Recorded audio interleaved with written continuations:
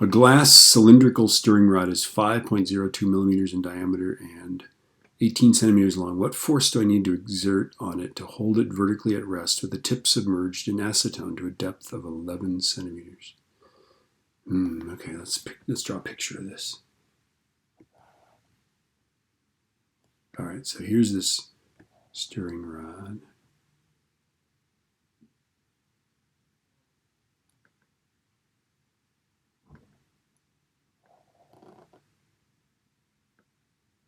Okay, there's 11, so 0.11 meters below, and then above would be evidently 0.07 meters, right? This is not to scale, evidently, right? Okay. So let's see, what force do I need to exert on it to hold it vertically? Okay. So there's going to be an upward force, a buoyant force up on it, right? And there's going to be the force of gravity, the weight down, right? And then there's going to be some unknown force, right? Now, to be sure, glass is more dense than acetone, so it's going to be an upward force, right? Because even if you submerged it, it's still, you'd have to exert an upward force. This glass is going to sink into the acetone, okay? But that upward force will just be the weight minus the buoyant force, okay? But let's go ahead and set this up, right? So the buoyant force is the density of the fluid times the volume of the fluid displaced times g, right? So we can figure that out. The density of the fluid is 791. The volume of the fluid displaced is going to be pi r squared h, because it's a cylinder, right? So pi, right? And then this is the diameter, right? Okay, so I'm just going to go 5.02 times 10 to the minus third. That's millimeters, right? Milli just means 10 to the minus third. Divided by 2, and we're going to square that, right? Okay. And then times 0.11. Okay. And then times 9.81. Okay. So density, the volume is pi r squared h, right? Volume of a cylinder, pi r squared h. You must memorize that. Okay. So this buoyant force, the upward force, is going to be 791 times pi times 4 divided by 3 times, what am I doing? Not 4 divided by 3. Pi times, okay, parentheses, 5.02 e minus 3. I was making it a sphere. I'm getting a little shell shocked here. Okay, divided by 2, and then that guy's squared. Times 0.11 times 9.81.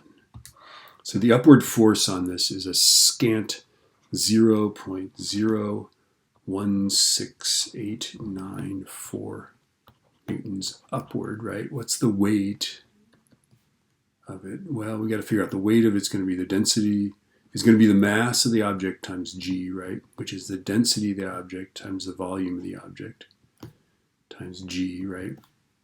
And so that's going to be 2580. The volume of the object is pi 5.02 times 10 to the minus third over 2, right? Because remember, that's the diameter. And millimeters is, remember, 10 to the minus third. So we got to square that. And then here we want the whole weight of the object, so we'll use the whole length of the object, so 0.18. Notice that here we use 0.11 because 0.11 was how much was below the fluid. But here we want the weight of the whole object because that's, gravity acts on this part and this part. Okay. So that will be our, that's our, and then times 9.81. Okay.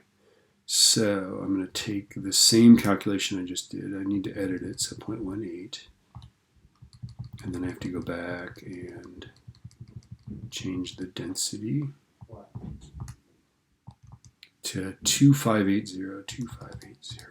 All right, so the downward force is 0.0901693 roughly newtons, and this is down, right? Okay, so now what force do I have to exert? Notice it doesn't say what downward force or what upward force. Clearly it's an upward force, but let's just find this out, right? So we know that this weight is 0.090169 newtons down. We know that this upward force is 0.016894 newtons up, right? So let's just set up an equilibrium expression in the y direction. Some unknown force minus 0.090169 plus 0.016894 equals 0. Okay? So I'm going to go this guy minus this guy. And I get that I have to exert, let's see this guy. I get that the force is positive